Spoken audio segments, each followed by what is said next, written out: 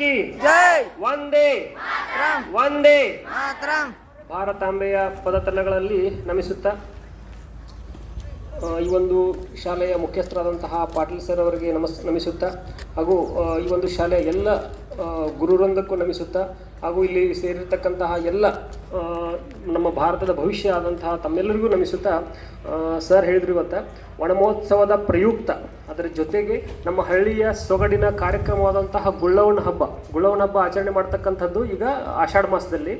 ಅದರ ಜೊತೆಗೆ ವನಮಹೋತ್ಸವವನ್ನು ಸಹಿತ ಜುಲೈ ತಿಂಗಳಲ್ಲಿ ಆಚರಣೆ ಮಾಡ್ತಕ್ಕಂಥದ್ದು. ಆ ಒಂದು ದೃಷ್ಟಿಯಿಂದ ನಾವು ನಿನ್ನೆ ಒಂದು ಅಕ್ಷರ ಅಕಾಡೆಮಿ ಶಾಲೆಯ ಮಕ್ಕಳ ಜೊತೆಗೆ ಮಾಡಿದ್ವಿ, ಇವತ್ತು ತಮ್ಮ ಶಾಲೆಗೆ ಬಂದಿದ್ವಿ. ಬಂದಂಥ ಉದ್ದೇಶ ಏನು ಅಂತಂದರೆ ನಾನೌಷಧಿ ದ್ರವ್ಯಂ ಕಿಂಚಿತ್ ಅಸ್ತಿ ಜಗತಿ ಅಂತೇಳಿ ಒಂದು ಮಾತು ಇದ್ರಿ ನಮ್ಮ ಆಯುರ್ವೇದೊಳಗೆ. ಅಂತಂದ್ರೆ ಔಷಧಿ ಗುಣ ಇಲ್ಲದೆ ಇರುವಂತಹ ಯಾವುದೇ ವಸ್ತು ಈ ಜಗತ್ತಿನಲ್ಲಿ ಇಲ್ಲ ಅದರರ್ಥ ನಮ್ಮ ಸುತ್ತಮುತ್ತಲಿರ್ತಕ್ಕಂತಹ ಎಲ್ಲ ಸಸ್ಯಗಳಲ್ಲಿ ಎಲ್ಲ ಗಿಡಮೂಲಿಕೆಗಳಲ್ಲಿ ಔಷಧಿ ಗುಣಗಳು ಇರುವಂಥದ್ದು.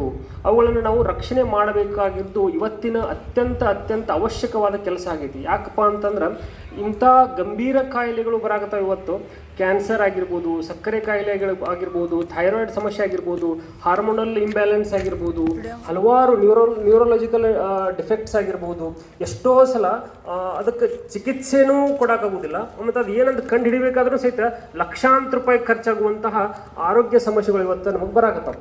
ನನ್ನ 18 ವರ್ಷದ ಆಯುರ್ವೇದ ಪ್ರಾಕ್ಟೀಸ್ನ ಅನುಭವದಲ್ಲಿ ನಾವು ಕಂಡುಕೊಂಡದ್ದು ಏನಪ್ಪ ಅಂತಂದ್ರೆ ನಮ್ಮ ಸುತ್ತಮುತ್ತಲನ ವಿಶೇಷವಾಗಿ ಇನ್ನೊಂದ್ಸಲ ಹೇಳ್ತೀನಿ, ದಯಮಾಡಿ ಲಕ್ಷ ಕೊಟ್ಟು ಕೇಳ್ರಿ.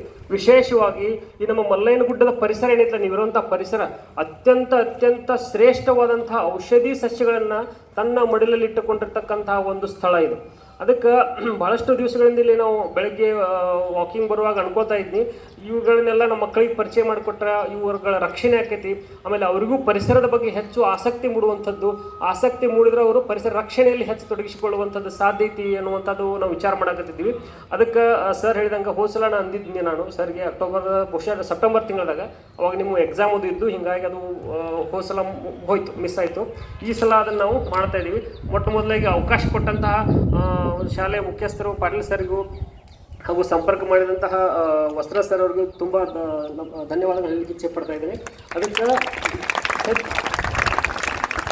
ಹೆಚ್ಚು ಮಾತುಗಳನ್ನು ಆಡಿ ಇಲ್ಲೇ ಸಮಯ ಕಳೆದಕ್ಕಿಂತ ಆ ಒಂದು ಅಮೂಲ್ಯ ದ್ರವ್ಯಗಳನ್ನು, ಅಮೂಲ್ಯ ಸಸ್ಯಗಳ ಬಗ್ಗೆ ನಾವು ತಿಳ್ಕೊಳ್ಳೋಕೆ ಪ್ರಯತ್ನ ಮಾಡೋಣ. ತಮ್ಮಲ್ಲಿ ವಿನಂತಿ ಏನಪ್ಪ ಅಂತಂದ್ರೆ ಭಾಳಷ್ಟು ಜನ ಇದ್ರಿ, 300 ಸ್ಟ್ರೆಂತ್ ಐತೆ ತಮ್ಮದು. ಅದಕ್ಕೆ ಅಲ್ಲಿ ನೋಡೋಕೆ ಕಂಜೆಸ್ಟೆಡ್ ಆಗ್ಬೋದು. ಅದಕ್ಕೆ ಲೈನ್ ಹಿಡಿದು ಬರಬೇಕು, ನಾ ತೋರಿಸಿದಂಗೆ ಹಿಂದೆ ಸರ್ದು ನಿಲ್ಲಬೇಕು. ಆಮೇಲೆ ಅದ್ರ ಬಗ್ಗೆ ನಾ ಎಕ್ಸ್ಪ್ಲನೇಷನ್ ಮಾಡ್ತೇನೆ. ತಮ್ಮ ಗೊತ್ತಾಯ್ತಲ್ಲ. ಇಲ್ಲ ಮುದ್ದೂರವರು ಆಹಾರ ಪದ್ಧತಿ ಬಗ್ಗೆನೂ ಹೇಳ್ರಿ, ಈಗ ಸಮಯ ಸಿಕ್ಕೈತಿ ಅಂತ ಹೇಳಿ. ನನ್ನ ವಿಚಾರ ಏನಿದಪ್ಪ ಅಂದ್ರೆ ಅದಕ್ಕೊಂದು ಬೇರೆ ಕಾರ್ಯಕ್ರಮ ಮಾಡಿ ನಿಮ್ಮನ್ನ ಭೇಟಿ ಆಗ್ಬೇಕಂತಿತ್ತು. ಅದಕ್ಕೆ ಹೇಳ್ಬಿಡ್ತೀನಿ ಒಂದು ಸಂಕ್ಷಿಪ್ತ ವಿಷಯದಾಗ. ನೀವು ಸಾಮಾನ್ಯ ವ್ಯಕ್ತಿಗಳಲ್ಲ. ಮೊಟ್ಟ ಮೊದಲನೇದಾಗಿ ನೀವು ಸಾಮಾನ್ಯ ವ್ಯಕ್ತಿಗಳಲ್ಲ, ಈ ದೇಶದ ಭವಿಷ್ಯವನ್ನು ಬರೆಯುವಂತಹ ಮಹಾನ್ ವ್ಯಕ್ತಿಗಳು. ಅದಕ್ಕೆ ನಿಮ್ಮ ಆರೋಗ್ಯ ದೇಶದ ಸಂಪತ್ತು. ನಿಮ್ಮ ಆರೋಗ್ಯ ದೇಶ ರಕ್ಷಣೆಯಲ್ಲಿ ಬಹಳಷ್ಟು ದೊಡ್ಡ ಪಾತ್ರವನ್ನು ವಹಿಸ್ತಕ್ಕಂಥದ್ದು. ಆರೋಗ್ಯವೇ ಭಾಗ್ಯ ಅನ್ನುವಂಥದ್ದು. ಆರೋಗ್ಯ ಇತ್ತಂದ್ರೆ ಇಡೀ ಜಗತ್ತು, ಆರೋಗ್ಯ ಇಲ್ಲಪ್ಪ ಅಂತಂದ್ರೆ ಜಗತ್ತಿನ ಯಾವುದೇ ವಸ್ತು ನಮಗೆ ಹಿಡಿಸೋದಿಲ್ಲ, ಯಾವುದೇ ವಸ್ತು ಮಹತ್ವ ಅನಿಸೋದಿಲ್ಲ. ದೊಡ್ಡ ನೀವು 3 ಅಂತಸ್ತಿನ ಕಟ್ಟಡ ಕಟ್ಟಿದ್ರು ಸಹಿತ ನಿಮ್ಮ ಕಾಲ ಹೋಗ್ಬಿಟ್ಟುಪ್ಪ ಅಂತಂದ್ರೆ ಆ ಕಟ್ಟಡನೂ ಸಹಿತ ನಿಮ್ಗೆ ಬೇಸರ ಆಗಕ್ಕೆ ಚಾಲು ಹೋಗ್ತೈತಿ. ಮನೆ ಮುಂದೆ ದೊಡ್ಡ ಹೈಫೈ ಆಡಿ ಕಾರ್ ಇದ್ರೂ ಸಹಿತ ನಿಮ್ಮ ಕಾಲ ಹೋಗಿಬಿಡ್ತಪ್ಪ ಅಂತಂದ್ರೆ ನೀವು ಆ ಕಾರನ್ನು ಅದು ಆಟಿಕೆ ಸಾಮಾನು ಆದಂಗೆ ಆಗ್ತೈತಿ. ಅದಕ್ಕೆ ಎಲ್ಲಕ್ಕಿಂತ ಮುಖ್ಯವಾಗಿ ಜಗತ್ತಿನಾಗ ಆರೋಗ್ಯ.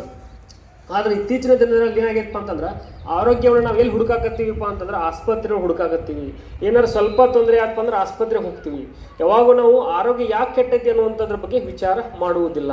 ಅದಕ್ಕೆ ನಾನು ಸುಮಾರು ಒಂದು 5-6 ವರ್ಷದಿಂದ ಪ್ರತಿ ಸ್ಕೂಲೊಳಗೆ ಕಾರ್ಯಕ್ರಮ ಮಾಡಾಕತ್ತೀವ್ರಿ. ಏನಪ್ಪ ಅಂತಂದ್ರೆ ಆರೋಗ್ಯ ಎಲ್ಲೈತಿ ಅನ್ನುವಂಥದ್ದು, ಆರೋಗ್ಯವನ್ನು ಹುಡುಕೋದು ಎಲ್ಲಿ ಮಾಡಬೇಕು. ಆರೋಗ್ಯ ಆಸ್ಪತ್ರೆಯಲ್ಲಿ ಇಲ್ಲ. ಇನ್ನು 3-4 ಸಲ ಹೇಳ್ತೀನಿ ನಿಮಗೆ, ಆರೋಗ್ಯ ಆಸ್ಪತ್ರೆಯಲ್ಲಿ ಇಲ್ಲ. ಆಸ್ಪತ್ರೆಯೊಳಗೆ ಬಂದ ಮೇಲೆ ನಾವು ಅದನ್ನು ರಿಪೇರ್ ಮಾಡ್ತೀವಿ, ಕೆಟ್ಟದ್ದನ್ನು ಸುಧಾರಿಸೋಕ್ಕೆ ಪ್ರಯತ್ನ ಮಾಡ್ತೀವಿ. ಅದರ ಆರೋಗ್ಯ ಅನ್ನುವಂಥದ್ದು ಅದರ ಮೂಲ ಸ್ವರೂಪದಲ್ಲಿ ಎಲ್ಲೈತಪ್ಪ ಅಂತಂದ್ರೆ ಒಂದು ಅಡುಗೆ ಮನೆ ಒಳಗೈತಿ, ಇನ್ನೊಂದು ಪರಿಸರದೊಳಗೈತಿ. ಇವತ್ತು ಪರಿಸರದೊಳಗೆ ಇದ್ದದ್ದನ್ನು ನಾವು ತಿಳ್ಕೊಳ್ಳೋಣ ಅಂತ. ಅಡುಗೆ ಮನೆಯ ಒಂದು ಸಂಸ್ಕೃತಿಯನ್ನು ನಾವು ಹಾಳು ಮಾಡಿರೋದ್ರಿಂದ, ನಮ್ಮ ಮೂಲ ಒಂದು ಸಂಸ್ಕೃತಿ ಏನು ಬಂದೈತಲ್ಲ ಭಾರತೀಯ ಸಂಸ್ಕೃತಿ, ಆ ಆಹಾರಗಳನ್ನು ನಾವೆಲ್ಲ ಹಾಳು ಮಾಡಿರೋದ್ರಿಂದ, ಸ್ಥಳೀಯ ಸಂಸ್ಕೃತಿಯನ್ನು ನಾವು ಹಾಳು ಮಾಡಿರೋದ್ರಿಂದ ಇವತ್ತು ರೋಗಕ್ಕೆ ತುತ್ತಾಗತ್ತೀವಿ ಅನ್ನುವಂಥದ್ದು ಹೇಳ್ಬೋದು.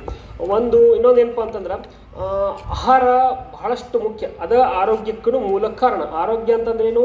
ಸಮದೋಷ ಸಮಾಗ್ನಿಶ್ಚ ಸಮಧಾತು ಮಲಕ್ರಿಯ ಪ್ರಸನ್ನಾತ್ಮೇಂದ್ರಿಯ ಮನ ಸ್ವಸ್ಥ ಇತ್ತಿ ವಿಧೇತಿ ಅಂತಂದ್ರೆ ಶರೀರದಲ್ಲಿರ್ತಕ್ಕಂತಹ ಎಲ್ಲ ಅವಯವಗಳು ಸ್ವಸ್ಥವಾಗಿರೋದು ಒಂದು, ಅದರ ಜೊತೆಗೆ ಪ್ರಸನ್ನ ಆತ್ಮ ಇಂದ್ರಿಯ ಮನ ಅಂದ್ರೆ ನಮ್ಮ ಮನಸ್ಸು ಇಂದ್ರಿಯಗಳು ಇವೆಲ್ಲನೂ ಸ್ವಸ್ಥವಾಗಿರುವಂಥದ್ದು. ಅಂದ್ರೆ ಅದರ ಅರ್ಥ ನಾವು ನೋಡಕ್ಕೆ ಭಾಳ ಸದೃಢವಾಗಿರ್ತೀವಿ, ಸಿಕ್ಕವ್ರ ಜೊತೆ ಜಗಳ ತೆಗೆದು ಬರೀ ಬಡಿಯೋದು ಇಂತೆಲ್ಲ ಮಾತಾಡ್ತೀವಿ, ಹೊಲಸು ಶಬ್ದ ಮಾತಾಡೋದು ಮಾಡ್ತಿರ್ತೀವಿ.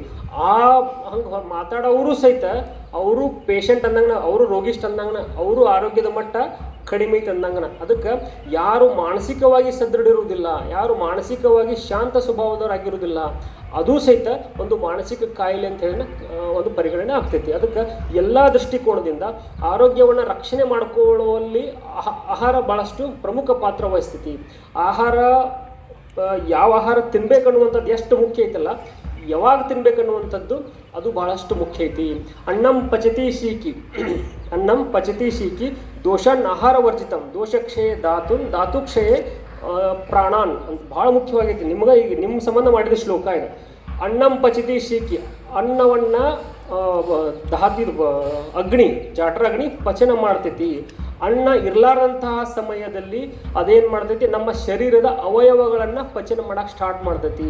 ಅವಾಗೂ ನಾವು ಸರಿಯಾಗಿ ಸಮಯಕ್ಕೆ ಊಟ ಮಾಡಲಿಲ್ಲಪ್ಪ ಅಂತಂದ್ರೆ ಅದು ನಮ್ಮ ಜೀವನವನ್ನು ಆಹುತಿ ತೆಗೆದುಕೊಳ್ತೈತಿ ಅನ್ನುವಂಥದ್ದು. ಅದಕ್ಕೆ ಸಮಯಕ್ಕೆ ಸರಿಯಾಗಿ ಊಟ ಮಾಡೋದು ಬಹಳಷ್ಟು ಮುಖ್ಯವಾಗಿರ್ತಕ್ಕಂಥದ್ದು. ವಿಶೇಷವಾಗಿ ವಿದ್ಯಾರ್ಥಿಗಳಲ್ಲಿ ಸರ್ ನಿಮ್ಮನ್ನು ಯಾಕೆ ಕುಂದ್ರಿಸಿದ್ರಪ್ಪ ಅಂತಂದ್ರೆ, ಇಲ್ರಿ ಭಾಳ ನಿತ್ರ ಚಕ್ಕರ್ ಬಂದು ಬಿದ್ದಿದ್ದಾರು ಅನ್ನುವಂಥ ಮಾತು ಹೇಳಿದ್ರು. ಹೌದಿಲ್ರಿ?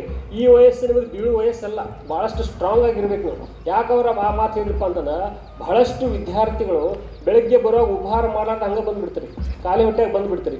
ಅವಾಗ ಏನಾಗತ್ತೆ, ನಿಮ್ಮ ಪಾಚಕಾಗ್ನಿ ತೀವ್ರವಾಗಿ ಜಾಗೃತಿ ಆಗಿರ್ತೈತೆ. ಅದು ನೀವು ಟೈಮ್ ಸರಿಯಾಗಿ ಊಟ ಮಾಡಲಿಲ್ಲ ಅಂತಂದ್ರೆ ಬರ್ತಾ ನಿಮ್ಮದು ಹೊಟ್ಟೆ ಒಳಗಿರುವಂತಹ ಪದಾರ್ಥಗಳನ್ನು ಸುಡಾಕ್ ಚಾಲೂ ಮಾಡ್ತೈತಿ, ಅಸಿಡಿಟಿ ಚಾಲೂ ಆಗ್ತೈತಿ, ಯಾವಾಗ ಚಕ್ಕರ್ ಬರೋಕೆ ಪ್ರಾರಂಭ ಆಗ್ತೈತಿ. ಅದಕ್ಕೆ ಸಮಯಕ್ಕೆ ಸರಿಯಾಗಿ ಊಟ ಮಾಡುವುದೂ ಸಹಿತ ಬಹಳಷ್ಟು ಮುಖ್ಯವಾಗಿರ್ತಕ್ಕಂಥದ್ದು. ದೇಹೋ ದೇವಾಲಯ ಪ್ರೋಕ್ತಃ ಜೀವೋ ದೇವೋ ಸನಾತನ ಅಂತಂದ್ರೆ ದೇಹವೇ ದೇಗುಲ. ಬಸವಣ್ಣವ್ರ ಅಂತ ದೇಹವೇ ದೇಗುಲ. ನೀವು ಸರಿಯಾಗಿ ಸಮಯಕ್ಕೆ ಸರಿಯಾಗಿ ಊಟ ಮಾಡಲಿಲ್ಲಪ್ಪ ಅಂತಂದ್ರೆ ನಿಮ್ಮ ದೇಹಕ್ಕೆ ಅಷ್ಟ ಅಪಮಾನ ಮಾಡಿದಂಗೆ ಅಲ್ಲದ, ಈ ದೇಹವನ್ನು ಕೊಟ್ಟಂಥ ದೇವರಿಗೂ ಸಹಿತ ಅಪಮಾನ ಮಾಡಿದಂಗೆ. ನಾವು ದೇವರಿಗೆ ಒಂದು ಗೌರವವನ್ನು ಕೊಡಬೇಕಾಗಿತ್ತಪ್ಪ ಅಂತಂದ್ರೆ ನಿಮ್ಮ ಶರೀರದ ಆರೋಗ್ಯ ರಕ್ಷಣೆ ಮಾಡಲೇಬೇಕು, ಕಂಪಲ್ಸರಿ ಮಾಡಬೇಕು. ಅಂತಂದ್ರೆ ಅಷ್ಟೇ ನೀವು ನಿಮ್ಮ ದೇವರಿಗೆ ಒಂದು ಗೌರವವನ್ನು ಕೊಟ್ಟಂಗೆ. ಅದಕ್ಕೆ ಸಮಯಕ್ಕೆ ಸರಿಯಾಗಿ ಆಹಾರ ತೆಗೆದುಕೊಳ್ಳೋದು ಬಹಳಷ್ಟು ಮುಖ್ಯ. ಇನ್ನು ಯಾವ ಆಹಾರ ಪದಾರ್ಥಗಳನ್ನು ತೆಗೆದುಕೊಳ್ಬೇಕು ಅಂತಂದ್ರೆ, ಯಾವುವು ಸರಳವಾಗಿ ಪಚನ ಆಗ್ತಾವೆ ಅಂಥ ಆಹಾರವನ್ನು ತೆಗೆದುಕೊಳ್ಬೇಕು. ವಿಶೇಷವಾಗಿ ಮಕ್ಕಳಲ್ಲಿ ಒಂದು ವಿನಂತಿ ಏನಪ್ಪ ಅಂತಂದ್ರೆ, ಹೆಚ್ಚು ಸಕ್ಕರೆ ಇರುವಂತಹ ಪದಾರ್ಥಗಳನ್ನು, ಆಮೇಲೆ ಫ್ರಿಜ್ನಲ್ಲಿಟ್ಟಂತಹ ತಂಪು ಪಾನೀಯಗಳನ್ನು, ಭಾಳಷ್ಟು ಮಂದಿ ನೋಡಿಂದ ಇಲ್ಲಿ ಅವ್ರ ಹೆಸರುಗಳಂಗೆಲ್ಲ ಸ್ಟಿಂಗ್ ಕುಡಿಯುವಂಥದ್ದು, ಆಮೇಲೆ ತಂಪು ಪಾನೀಯನ ಕುಡಿಯುವಂಥದ್ದು ಮಾಡ್ತೀರಿ. ದಯಮಾಡಿ ನಿಮ್ಮ ಕಡೆ ಕೈ ಮುಗಿದು ಕೇಳ್ಕೊಳ್ಳೋದೇನಪ್ಪ ಅಂತಂದ್ರೆ, ಅಂತಹ ಪಾನೀಯಗಳನ್ನು ಕುಡಿಯೋದಲ್ಲ, ಮುಟ್ಟಲು ಬೇಡ್ರಿ, ಕೈಲಿ ಮುಟ್ಟಲು ಬೇಡ್ರಿ. ಬಹಳಷ್ಟು ನಿಮ್ಮ ಆರೋಗ್ಯದ ಮೇಲೆ ಗಂಭೀರ ಪರಿಣಾಮ ಬೀರ್ತಾವ. ಅವು ಡೈರೆಕ್ಟ್ ಇವತ್ತ ಬೀರಲು ಸಹಿತ ಮುಂದೆ ಬಹಳಷ್ಟು ತೊಂದರೆಗಳನ್ನು ನೀವು ಅನುಭವಿಸುತ್ತೀರಿ. ನೀವು ಅನುಭವಿಸಿದಷ್ಟೇ ಅಲ್ಲ, ಮುಂದಿನ ನಿಮ್ಮ ಪೀಳಿಗೆಯೂ ಸಹಿತ ಕಷ್ಟ ಅನುಭವಿಸುವಂತಹ ಜೆನೆಟಿಕ್ ಲೆವೆಲ್ ಆರೋಗ್ಯ ಸಮಸ್ಯೆಗಳು ಉಂಟಾಗಕತ್ತವು. ಅದಕ್ಕೆ ದಯಮಾಡಿ ಇಂತಹ ತಂಪು ಪಾನೀಯಗಳನ್ನು ಕುಡಿಯೋದನ್ನು ಬಿಡಬೇಕು. ಕುರ್ಕುರೆ ಅಂತಹ ಪದಾರ್ಥಗಳು, ಪ್ಯಾಕೆಟ್ ಸೀಲ್ಡ್ ಆದಂತಹ ಪದಾರ್ಥಗಳನ್ನು, ಕರೆದದ್ದು ಪದಾರ್ಥಗಳನ್ನು ಭಾಳಷ್ಟು ಉಪಯೋಗ ಮಾಡ್ಲಿಕ್ಕೆ ಹೋಗಬೇಡ್ರಿ. ಇನ್ನೊಂದು ವಿನಂತಿ ಏನಪ್ಪ ಅಂತಂದ್ರೆ, ಆದಷ್ಟು ಗೋಧಿಯಿಂದ ತಯಾರು ಮಾಡಿದಂಥ ಆಹಾರ ಬಳಕೆಯನ್ನು ಕಡಿಮೆ ಮಾಡಿರಿ. ಯಾಕೆ ಕಡಿಮೆ ಮಾಡಬೇಕು? ಗೋಧಿಯನ್ನು ಕೆಟ್ಟ ಆಹಾರನೂ ಅಲ್ಲ, ಆದರೆ ನಿಮಗಿರುವಂತಹ ಶಾರೀರಿಕ ಶ್ರಮ ಬಹಳಷ್ಟು ಕಡಿಮೆ ಐತಿ. ನೀವು ಆಟ ಆಡೋದಾಗಿರ್ಬೋದು, ಹೊಲದಾಗ ಕೆಲಸ ಮಾಡೋದಾಗಿರ್ಬೋದು, ಈ ಪ್ರಮಾಣ ಕಡಿಮೆ ಇರೋದ್ರಿಂದ ಅದನ್ನು ಪಚನ ಮಾಡ್ಕೊಳ್ಳುವಂಥ ಶಕ್ತಿನೂ ನಮ್ಮ ಕಡೆ ಕಡಿಮೆ ಇರುತ್ತೆ.